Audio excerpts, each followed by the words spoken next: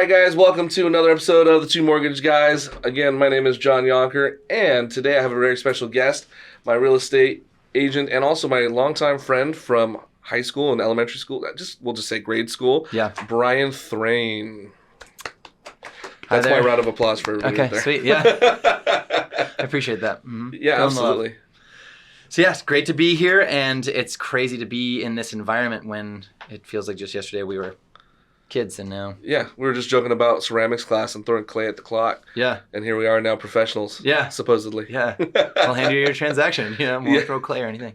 So, I know how I've lived in the area for 34 years. How long have you guys been in the area? My family moved here in 88, so... right behind us.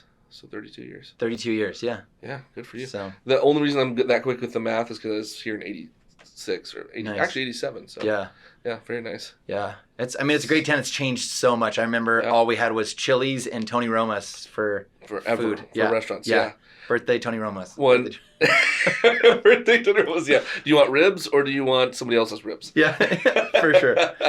Yeah. No, it's true. I mean, we joke about this all the time when I talk to people, and I'm like, I remember when the mall was all sheep. Mm-hmm. We had 2-lane highways. We were my family was the first housing development next to Pachanga. Okay. Yeah, we were like the only ones. My dad could drive his dirt bike from here all the way to Clinton Keith and not hit a house. That's awesome. Yeah, crazy times, right? Yeah. Did you ever shop at the it burned down sadly, but the produce market that was off 79 South? It was like the only place to get like fresh produce. Yeah. Back in the day, right? Yeah. And nowadays it's like you can't throw a stone without hitting a grocery store. Yeah. And health food stores too. I mean, we have so many organic. I mean, it's amazing because people don't realize that out in Temecula, we are hip with, We're hip with the organics.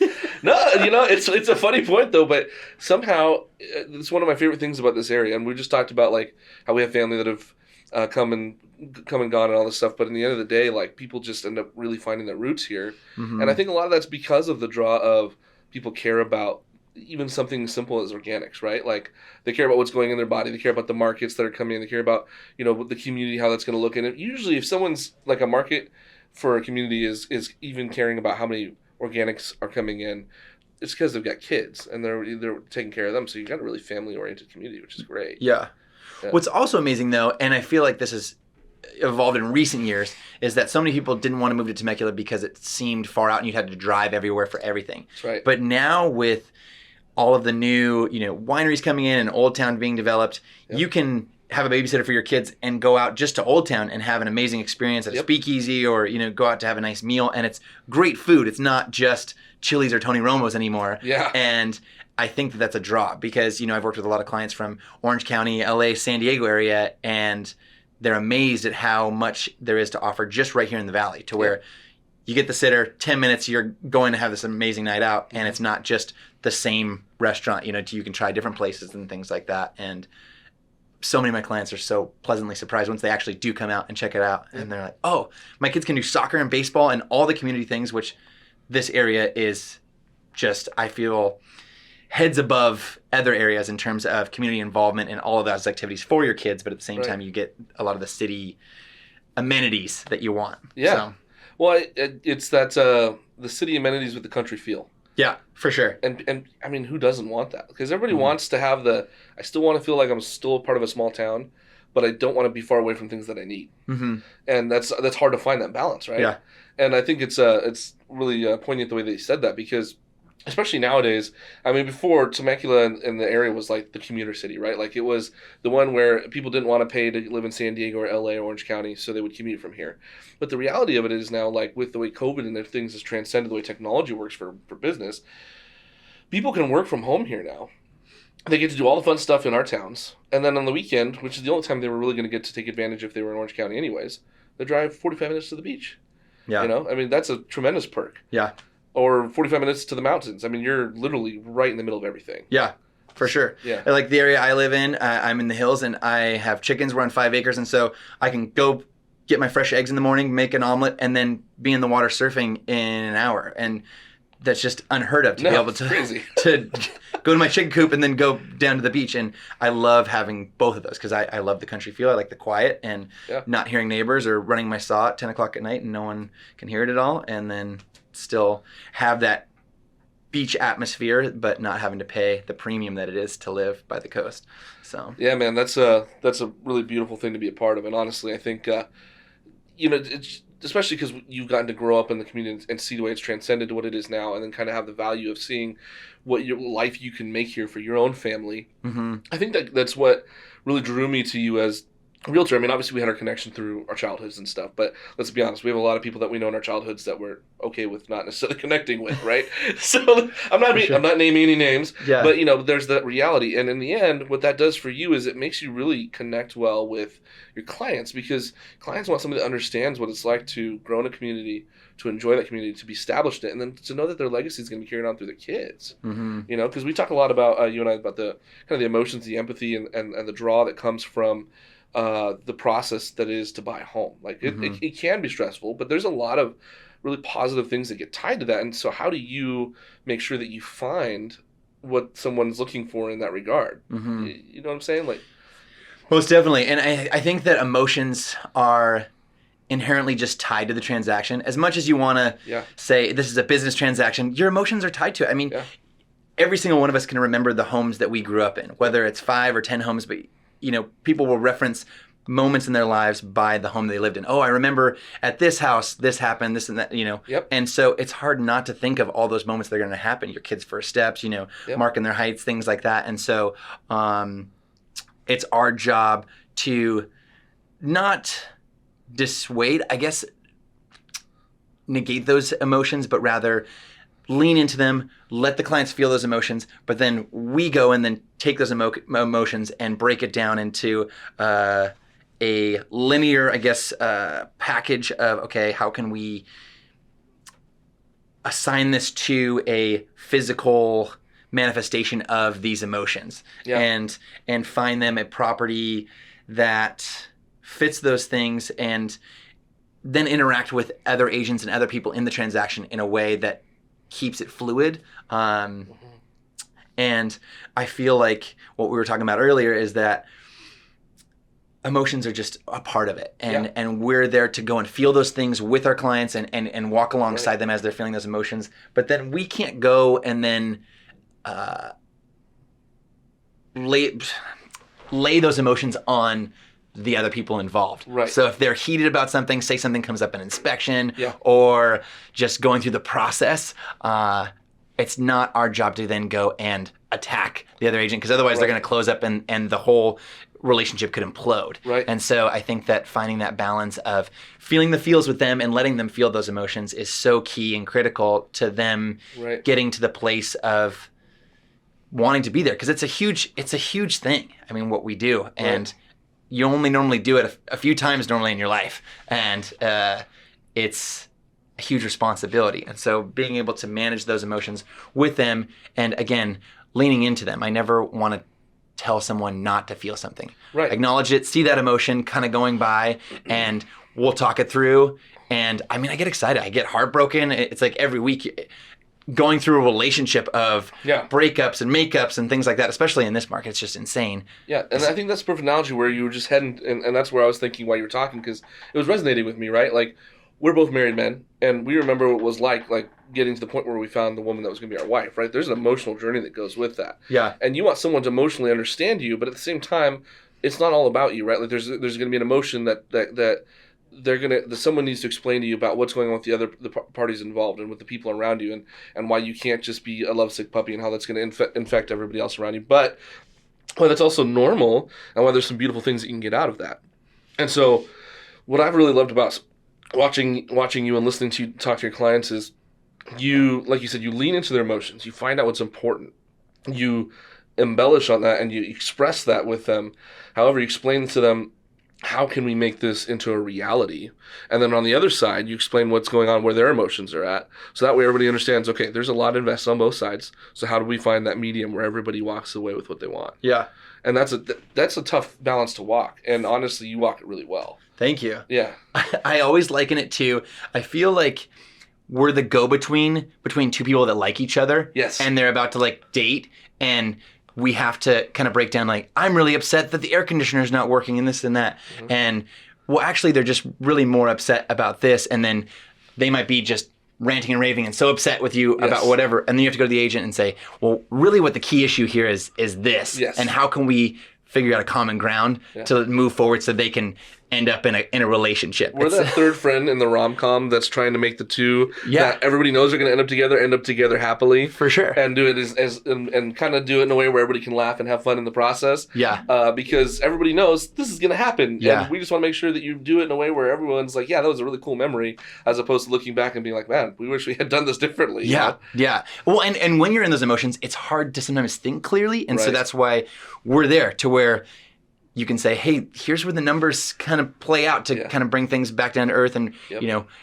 you're getting really excited, but is this the best fit for you or whatever? You know, is this the best relationship for you? Exactly. And you need that good friend that's going to be the whisper in your ear of reason sometimes in a gentle way, because you don't want to just crash and be like, they're not for you. Like, you got to, you know. Yeah, you don't want to slap them. This guy's a cheater. Like, don't date him, you know, or whatever. And I feel like it's similar with houses, you know, and transactions is, hey, you know, we're seeing some scary things on the wall, and you know, just based on experience, you may not be the happiest in this relationship, or you know what, there's a little bit of, you know, roughness around the edges, but this is your diamond in the rough. This is going to be your, you know, beautiful swan relationship. And literally so many elements of the transaction. I think about it all the time.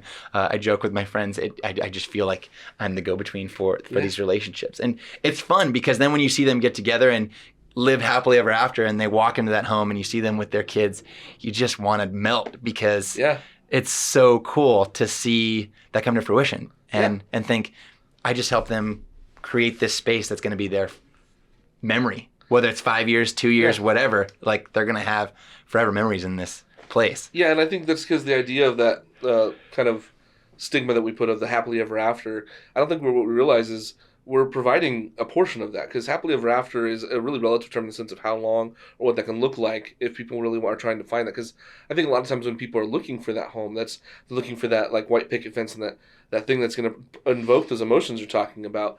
And sometimes we're telling them, yeah, this is exactly that. And sometimes we're saying, this is exactly going to get you to the next step that you want for that. Yeah. You know, and that's hard to be that. But what you've really spoken about that's huge is, one of the most difficult things to do in life is communicate properly, right? Yeah. And you're the one that's doing all the communication, the hard part, right? Yeah. So you get to be the liaison between these two parties that are going to be essentially, as we keep joking about, in a romantic, you know, home buying relationship. And you communicate those parties in a way where they find out, oh, this is the way it was always supposed to be. Yeah. Yeah, for sure. And what I love too about the brokers that I work with is we do a lot of flips and renovations and things like that. Right. And so again, going back to that relationship metaphor, I feel like so much of what I get to do is show them that nerd that maybe they necessarily wouldn't want to date, and go, hey, if you just put these new clothes on them, you know, there's the classic, you know, rom-com movie to where it's the nerd and they get the new clothes and the confidence, and then they're the most popular person and everyone wants to date them. Yep. And that's the case with so many houses, and it's so disheartening. Sometimes they'll walk into a place and they'll be like, this is not what I want. And then it's so fun to be able to go and say, well, actually, if you just redid this and this and, you know, and having that background to confidently say, this is not a big deal, you know, let's get, you know, a contractor in here that'll just confirm this or what have you, and having that good team of people that can help in communicating that. So it's not just me going, yeah, it's going to be amazing, because I am a dreamer and like we've done a few fixes ourselves with our own personal homes. And so we swing for the fences. And so it's nice to have an expert come in and go, yeah, like what they're saying is true. You literally could do these few tweaks and it's your forever dream home. Yeah. And that's your forever person. And so many times we've, you know, maybe not dated people because, or got in dating people and then they change. And you're like, oh my gosh, you're even so much more amazing now that I'm with you and spending that time. Yeah. And so that's another thing that's just really fun to communicate and, again, help develop that swan, because there are some older homes that, you know, people will walk in. It's funny when you see some of those fixer shows, like, oh, the lighting fixtures, like, we can't buy this house. Yeah. Lighting fixtures are a couple $100 at Lowe's, Home Depot. You can rechange the whole space with the lighting fixture. Like, I'll put them in for you. Like, we could do this in a couple hours. Them. Yeah, this is simple. And then it'll transform the entire place. That's right. And so that's exciting too, because a lot of people aren't doing this on the daily to where they don't see that that's even a possibility. Yeah. Or they just think that, oh, this is astronomical. I can't afford to do this renovation. I don't do renovations. And you don't necessarily have to do full down to the studs renovations a lot of times to get what you want. And Well, and I think that speaks to the empathy with which you treat your clients, because you realize they got a 9 to 5, they got a family, they got goals. Even if they're somebody that's single and looking to just get their first home, they still have a lot on their plate, and it's your job as you see it to take that plate and just let them enjoy a portion of it at a time, so they don't have to get overwhelmed by the amount that's on there, and to give them something that in the end they're getting like, man, this is fantastic. Like, this is what I wanted. This wasn't such a huge, crazy process. You met me where I was at. You understood my emotions. You calmed them when they needed to be calmed. You amped them up when they needed to be amped up. You showed me how to improve this. I mean, this is why I appreciate you so much. I'm like, I was and always will be the nerd, so when you're like, hey, I'll make the nerd into the publican, I'm like, hey, I'm in, you know what I mean? Give me the house, so that's great. That's awesome, man. For sure. Yeah. And nerds are cool. I mean, like, sometimes you want, like, yeah. the nerdy, like, quirky house, because then it's different and unique. And that's the other thing too, is with those emotions and those memories, is a lot of people want to make things their own. And even just little things are just paint, or making it like their child's room, because when you walk through sometimes in a space and it's style with someone else's things, they just can't see themselves in it, because it's like maybe decorated with little kids things and they want that to be their office. And so it's painting that picture and communicating that, and how they'll feel in the space is great. And it's just really fun to, like you said, they have so much on their plate. They can't maybe take the time to do that research and know, well, who could I call for this, or how much would it even cost? And then, we can go back and tour the place and line up some people that'll walk through and go, yeah, you can do this. It'll be this much. Here's some samples. You can do this. Here's this much. Here's some samples. You are their Chip and Joanna Gaines, Yeah, I mean, I would love to be that. Maybe not to the same nth degree, but what I'm saying is you're kind of the liaison between all these different people that are helping these people reach their goal. Yeah. And, the reason I joke about that is, I mean, my wife's like a huge fan of that show. Yeah. She loves it, and she's the one that got me into it. I was never into like the whole HGTV thing, and then she got me in. I'm like over here with like popcorn now. Yeah. But there's something to be said, like that's not your niche. I'm not saying like you're the fixer-upper guy, but what I am saying is that in the same way that you see them with ease coordinate these crazy amounts of people making this one project for this one person come true. Yeah. And that's what you're doing, and that's the beauty. And this is what people don't understand about real estate. This is why they need them, because I think a lot of times people wonder, why am I buying or selling? Why can't I do it myself? Trust me, you want the help. This is a service you want to pay for, because at the end of the day, you got to deal with roofers, you got to deal with carpet guys, you got to deal with HOAs, you got to deal with everything. And that's all on your plate, and you're the one that's like, when you talk to the family, all they've ever had to hear was your voice. They didn't have to deal with all the other stress. Yeah. Yeah. And I mean, that's a huge component. I mean, walking into the house like day one, just having experience and knowing things to look out for. Like, okay, there's some cracking here. Like, this could be an issue foundationally. This could be an issue here. We'd want to get someone to check this out. Yeah. The age of the roof, things like that just comes with fixing up a lot of homes. And then also, just looking at a lot of homes with other clients, you pick up on things to look out for. Like, this is going to be, some wood rot here, some termite damage, which is fine. Everything's fixable. With enough time and money, you can make literally the worst house amazing, but it just depends on how much you want to spend there. Obviously, these are the contractual side of things that we need to, walk through, which I love, kind of just taking that whole mess off of their plate and going, okay, let me explain this to you simply on the contract, and then just deal with, kind of those negotiations and really ease their mind as much as possible. And that's why I like, you so much in your personality and working with you, because, same thing in terms of with loans is money scares people, and loans and things like that. Everyone's just, I think, afraid that they're going to be taken advantage of. Yeah, absolutely. And especially, I think, too, with the last downturn and all the bad loans, I think so many people are just scared about what even a loan entails, and they just hear these numbers from their friends and, opinion people in their circles, and so they have no idea. So I like having, for me, I just want to be straight up and real and honest, and I feel like that conveys in the way I communicate, and it's the same for you, to where you're not going to blow smoke or, sell them something that they don't need, to where they're like, wait, what? I had all these like random fees on the back end that I didn't know about. And you want to just trust that the person's just going to take care of you and make it happen. Because like you said, they do have 9 to 5. Life is stressful, especially living in Southern California. Yep. You have to work twice as hard normally, to get the life that you're looking for. And so to heap all this legalese and contracts and things onto them is just, too much for a lot of people. And that's why I think a lot of people refrain from getting into real estate, because they think, oh, I can't afford it, or, oh, I don't understand it all and I need to research all these things. Like, no, we got you. We're going to take care of you, because you don't want to just be the loan officer on this one transaction. Like, I want to help you with all your houses, to where I'm there on each of those key moments, to where I remember your house that you had over here that you fixed up and made your own, and then we sold it and we got over here. And if you're not taking care of them, then they're not going to come back. So, well, and I think that speaks to, again, kind of a joint understanding of what we have and why we help people. Is if it was just about a house, we wouldn't be who we were. Yeah. We're about the person. And that person has goals. And that goal may be right now a house. What if it's another house? Or, like you're saying, an additional property? Or what if they're trying to invest for their kids' homes? Like, I've got some parents that have really handled their money well, and they're trying to get their kid into their future home in an easier way than they ever had. And that's why we want to be with you. It's not like we're trying to write some cash cow. We're like, hey, dude, we get it. You have a number of things that you want to achieve, and we're with you for the whole ride. Yeah. And that's a really tremendous thing that I value in you, and that obviously we have a similarity is, and kind of what you were addressing just now is we are going to be the information for you, and we're going to be there so that you don't have to be afraid, because there are so many things going on.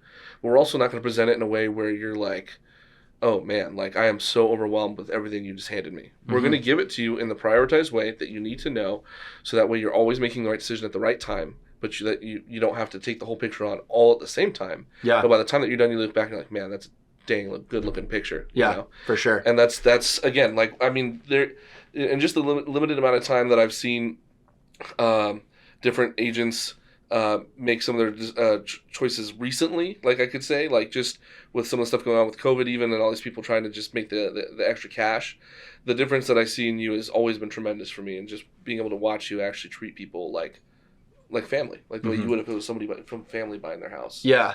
I love the emotion that you touched on. I feel most of our decisions are sometimes rooted in fear. And I think right now with this hot market there's that fear of I'm going to miss out, or I'm going to lose out. And so then they'll sometimes react emotionally sometimes with their purchase price, which if they're happy in the end, I mean, you know, we're all adults, we can make those decisions. But I feel like sometimes helping sort through some of those emotions, because fear is a very strong emotion that can lead us down a path that maybe we might not be happy with. And so, I mean, some of these homes that you see going are just the nerdiest of nerds, to where some of them are like, you know, maybe 10 steps away from where they need to be at, and, you know, $200,000 or $300,000 worth of renovations. Right. And so sometimes, you know, with those emotions, you want to be clear and break down, hey, this is going to take some time, and let's not be fearful, and maybe be a little bit patient to try and find like the best spot for you. Yeah. And I think leaning into those emotions of,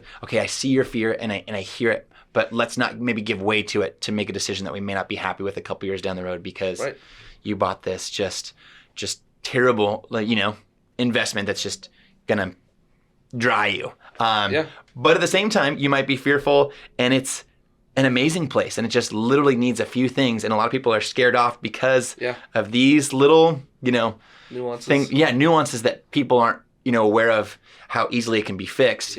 And you go for it. And I've had that before too, where I've had clients like go for the ugly house, and there was a little bit of fear involved, but we had those experts that kind of came alongside and said, okay, don't be fearful. We're okay. I think mitigating that fear is, because I feel like you vacillate between that when you're buying a home. You're either super fearful, like, is this the right decision? Like, what are we doing with our life? Like, this is so much money. Like, we're going to be tied up forever. And then like extreme happiness and heartbreak. And so you're just like, it's an emotional roller coaster. And so as much as we can kind of try and ease those peaks and valleys, it is great to kind of soften those blows when it is bad news and things like that. Absolutely. I think that I just love that you touched on fear, because I feel like fear is a common emotion, and just acknowledging that it's there. Not that we're ever going to fully eradicate fear, but it's there. Well, fear is what's controlling a lot of the market right now. I mean, that's why a lot of the things are seized up, and everybody's afraid of something. And I mean, the easiest way to control fear is there's two ways. It's knowledge and empathy. So I mean, if you give people the power of knowledge and equip them with what's actually going on, and then you empathize, and by empathy I also mean you're journeying with them. All of a sudden there's that fear just starts diminishing. And you know, I use the analogy a lot that the real estate game, or buying your home, anything like that, is a lot like playing a game of double Dutch jump rope. When you're watching it, it's kind of like, especially the first time, like I remember like watching as a kid, my sisters used to do it a lot, and like just watching the rope scared the heck out of me because I'm like, I'm gonna get smacked by that thing. Yeah. And really, it all came down to timing is when you jump in, and the first time, sure, you might get smacked in the face, but that was also because I wasn't listening to my sisters saying jump. Yeah. And as soon as I listened to them jump and I got in, I was in. And at first, the first couple of steps as you're finding your feet, a little bit scary again, but then all of a sudden you're in a rhythm, and it's like you're walking. And that's kind of what this game's like for us. Is we understand it looks scary to jump into that. Jump when we say jump, and then it's going to be a little rocky at first because it's new, and then all of a sudden it's going to be a rhythm, and it's going to be a perfect sail for the rest of the time. Yeah, for sure. And I think the jumping analogy is great. I've had a friend liken it to boarding the train, leaving the train station, and the train starts to leave, and you're like, should I jump on the train? Should I go? Yeah. And then it starts picking up speed, and you're like, well, I could still maybe make it, but it's speeding up. Maybe it might slow down, and then it's just so fast to where you just can't even get on the train. Yep. And everybody has their indicators or people that they talk to. They're like, no, like it's gonna crash, or it's gonna do this. And I mean, we've never had a pandemic that we've encountered before in the real estate market, and right. Mortgage moratoriums and rental. There's just so many factors in play that predictive models just can't maybe account for to the accuracy that it can in typical, ebb and flows of markets. And the Fed's trying to regulate things. Yeah. There's a lot of extra factors that are playing into what's happening now. And so I think having someone that's like, yeah, you should jump. This is a good spot, and this is going to be good for you to get on this train. Or, hey, maybe we'll wait for the next train. Things like that is so key. It is, absolutely. And, I can't think of a better way to kind of sort of close this out, but tell people to jump on the Bryan Thrane train. Oh, you know what I'm saying? Like, I was like, this is just too good to be true. It's a setup. I know you didn't mean it that way, but I was thinking about it, and I'm like, honestly, man, I think people need to know about the Bryan Thrane train because it's a great analogy. You don't want to miss the train. If you jump now, it's literally at walking pace. It's easy. You don't want to keep waiting. But here's the beautiful thing is, unlike most trains, Bryan Thrane will actually stop if you really want to get on, and he's going to take care of you. But I think just kind of I hope that by people listening and tuning in today, they'll understand it can be scary getting your real estate agent and trying to get to that step before you get into your home or before you get to sell your home that you care about. But when you hear the sincerity of the tone of his voice and the things that he cares about and what his core values are and what he's trying to do and how he's trying to join you in this journey, I certainly sincerely hope you guys take a moment to really look him up and appreciate what he can be for you in your potential goals. Sweet. So thank you. Yeah, and so I'm going to do my favorite part of the show, which is make James work really hard because I do this because then he has to figure out where he's going to put the handle to look us up, and he's going to put it on the screen. Okay. So our contact info is going to be up there. We're going to put up Bryan Thrane's contact info. You're going to be able to find him really easily. It's going to be his name and what other contact info that he wants us to put on there. You're going to find ours as usual. I mean, you already know what that is though since you're on the podcast. But any questions you have whatsoever for Bryan or myself, please don't hesitate to ask. And we talked actually before the show even started, and he said he wants to come back. So I'm assuming after people listen to this episode, there's going to be a lot of people that want to retune into Bryan and kind of hear more of his heart and some more of his successes and what he's been able to do for people during a really challenging pandemic market. So we look forward to having you guys back on the show soon. Bryan, thank you so much for being here. Thank you for having me. And round of applause to you. Yeah, Thank you. Right. And we're looking forward to having you guys all back on the Two Mortgage Guys podcast. See you soon.